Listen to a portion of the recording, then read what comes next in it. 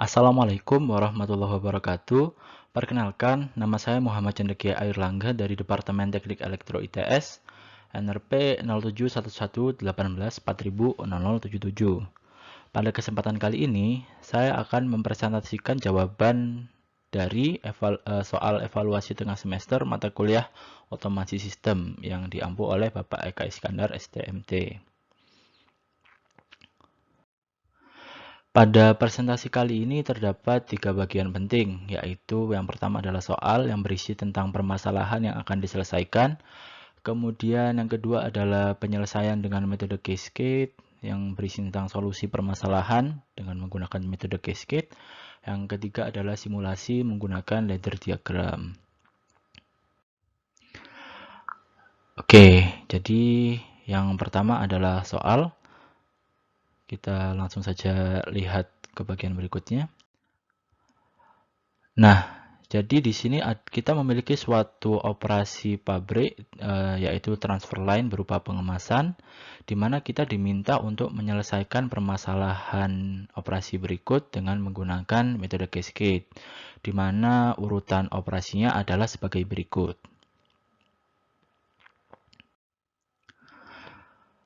Yang pertama, saat push button 1 ditekan, box conveyor akan bergerak. Selama deteksi dari box present SE2 sedang berlangsung, box conveyor berhenti dan apel conveyor bergerak. Setelah itu, part sensor akan menghitung sampai 10 apel. Kemudian apel conveyor berhenti lagi dan box conveyor berjalan lagi. Dan yang terakhir, counter akan di-reset dan operasi berulang sampai push button 2 ditekan. Setelah itu, setelah kita mengetahui operasi-operasi yang terdapat pada soal, kita akan menyelesaikannya dengan metode cascade, di mana dalam metode cascade ini kita harus melewati beberapa tahap yang penting. Yang berikut adalah tahap-tahap dari penyelesaian permasalahan yang telah diuraikan. Pertama adalah deskripsi dari sistem. Deskripsi dari sistem ini adalah merupakan soal yang telah diuraikan sebelumnya. Jadi sama seperti sebelumnya, saat push button 1 ditekan, box conveyor bergerak. Kemudian selama deteksi dari box present sedang berlangsung, box conveyor berhenti dan apple conveyor bergerak. Setelah itu, part sensor akan menghitung sampai 10 apel. Setelah sampai 10 apple conveyor akan berhenti dan box conveyor berjalan lagi. Kemudian counter akan di-reset dan operasi berulang sampai push button 2 ditekan. Setelah mendeskripsikan sistem yang akan diselesaikan permasalahannya dengan menggunakan metode cascade, setelah itu kita akan membagi urutan operasi dari sistem berdasarkan grup. Di sini kita misalkan B+ adalah kondisi saat box conveyor berjalan, B- adalah kondisi saat box conveyor berhenti, A+ adalah kondisi saat apple conveyor berjalan, A- adalah kondisi saat apple conveyor berhenti. Maka berdasarkan urutan operasi yang telah diuraikan sebelumnya, sequence dari proses adalah BB1, B+, B-, A+, A-, B+. Coba kita perhatikan lagi. Jika melihat pada urutan operasi dari sistem, tadi yang pertama adalah push button 1. Push button 1 ditekan, kemudian box conveyor akan berjalan. Setelah SE2 box present mendeteksi terdapat adanya suatu box, maka box conveyor akan berhenti, B-. Kemudian apple conveyor akan berjalan, A+.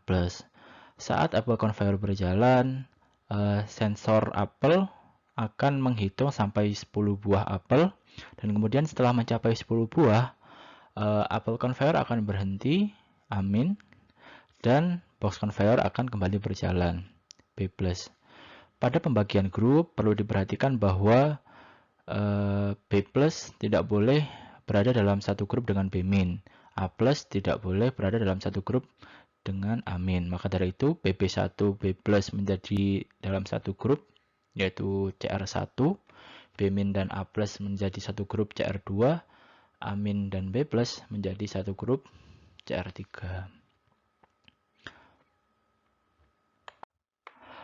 Langkah selanjutnya adalah kita mendefinisikan urutan operasi sistem.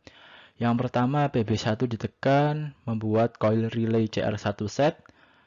Coil relay CR1 on, membuat box conveyor bergerak B+. Kemudian sensor SE2 membuat coil relay CR2 set. Coil relay CR2 on akan mereset coil relay CR1. Coil relay CR2 on membuat box conveyor berhenti bergerak B- dan apple conveyor bergerak A+. Sensor SE1 akan menghitung banyaknya apel yang lewat sebanyak 10. Setelah 10 apel lewat, SE1 akan membuat CR3 set. CR3 on akan mereset CR2. Coil relay CR3 on membuat apple conveyor berhenti, amin, dan box conveyor bergerak B+. Dan proses akan terus berulang hingga push button 2 ditekan.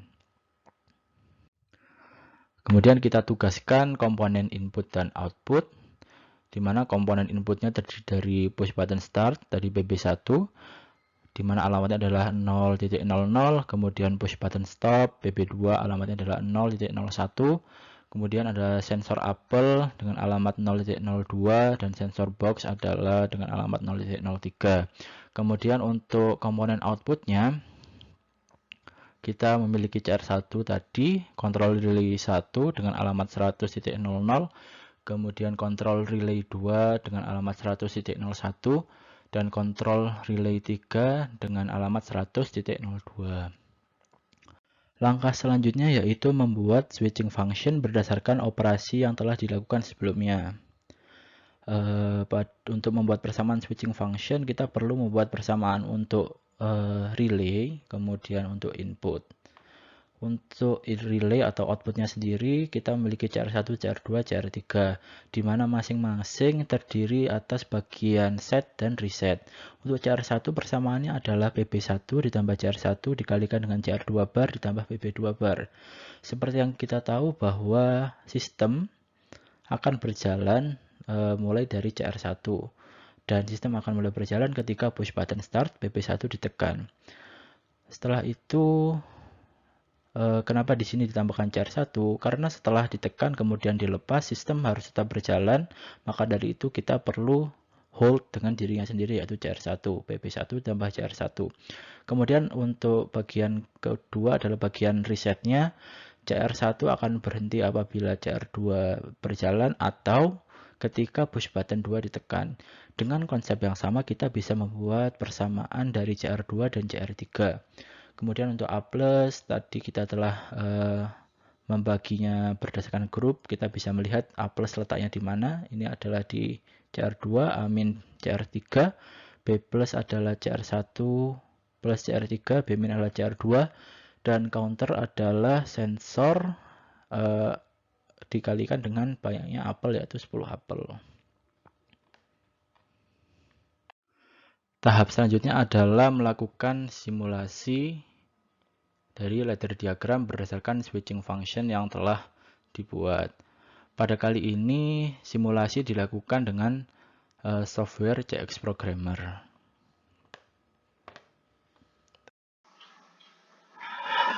Selanjutnya, setelah kita mendesain ladder diagram menggunakan metode cascade, kita akan mencoba mensimulasikan desain dari ladder diagram dengan menggunakan software CX Programmer.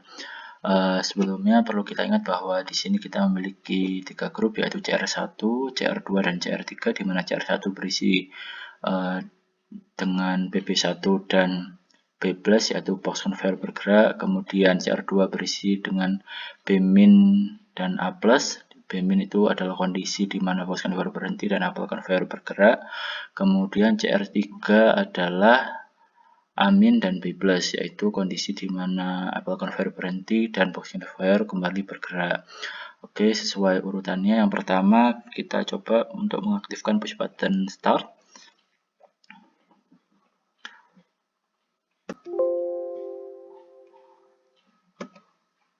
Oke, di sini push button 1 telah ditekan. Kemudian ketika dinonaktifkan, CR1 tetap menyala karena di sini merupakan suatu rangkaian yaitu self holding circuit.